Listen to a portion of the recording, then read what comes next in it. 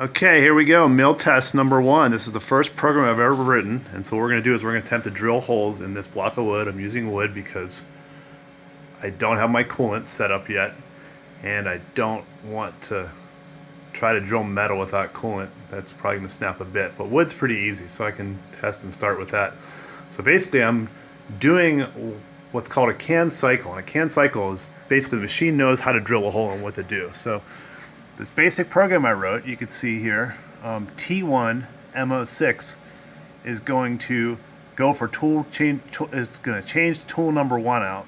So if you look, I've got tool changers. I could put 20 tools up in there, but really I only have one, and that machine already has taken tool 1. It knows it's tool 1.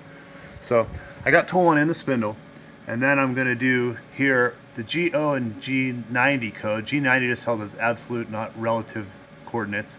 G54 is my home coordinate, which I've already told the machine that this axis right here, this corner of the board, would be 0, 0, X.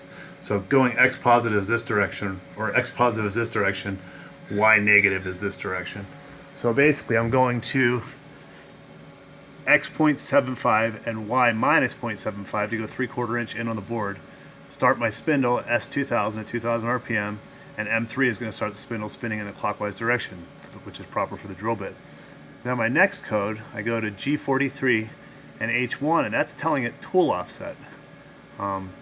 And basically what that does is this tool has been measured, and I've already told the machine where the bottom of that tool is located, so it understands the depth of that tool relative to the part, so it can, you know, coordinate and hit the board in the right spot without being too high or too low.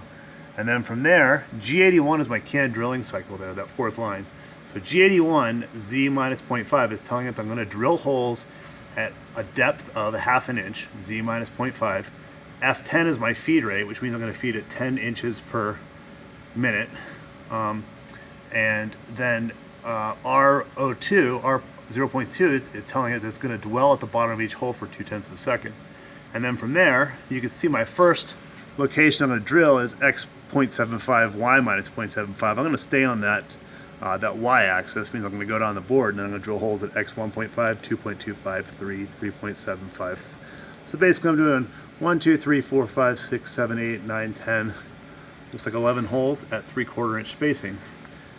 G80 just tells it to end that G81 cycle up there, and then that's actually G80, and then Z1 just brings the drill bit up 1 inch off my project. Then M30 is going to stop my spindle. So let's run it and see what happens. We're going to the right spot here. Hole number 1. Hole number 2. Hole number 3. Obviously I could be going a lot faster here if I was using coolant and drilling aluminum or steel. But we'll baby steps. We'll work up to that eventually. Right now we're trying to get 10 holes in a board, or 11 holes in the board at the proper angle without crashing a bit. If I can make this machine do what it needs to do without destroying stuff. First time I did this spindle came down and went right through the board, and I hit the emergency stop. It just destroyed it. I can show you that board afterwards. But I was like, holy crap. It's going right through it. Luckily I didn't mess anything up. I just broke my bit in half, but that's alright, it's just a drill bit. Boom, it comes up 1 inch, and there we have it. So let's take our board out, look at our holes, see what we got.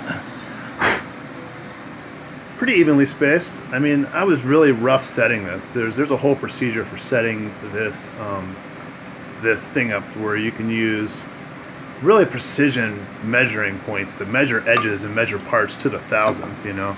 But I'm not even there yet. This vise isn't even straight with the table, you know, which you can see there's probably a little variation there. But I mean, their spacing's right. You know, it may be off a little bit angle-wise, but those are probably dead on 3/4 of an inch. So, hey, yeah, successful project. And so that's a can drilling cycle, which is just drilling. There's a separate cycle called drill tap, where basically, if I wanted to do that, I would take a second tool, put it in my tool holder up there, number 2, and that would have a tap. So the same way I have this drill bit held into this collet, is what it's called, I would have a tap in another holder up there. And then basically from there, it would do a drill tap cycle. It would drill these 10 holes, and then it would go pick up a tap out of my tool holder number 2 up there, and then it would come down and throw the tap in there and tap those holes. Boom, 1, 2, 3, 4, 5, 6, 7, 8, 9, 10, or whatever I want to do. So yeah, I'm pretty excited. This is a quantum leap for me just to even get this thing running, because I'm learning as I go here with help from YouTubers and what I could find out there. So I'm pretty thrilled. So yeah, baby steps, our first project. So we have some holes in wood. We'll find something to do with that. Thanks for watching.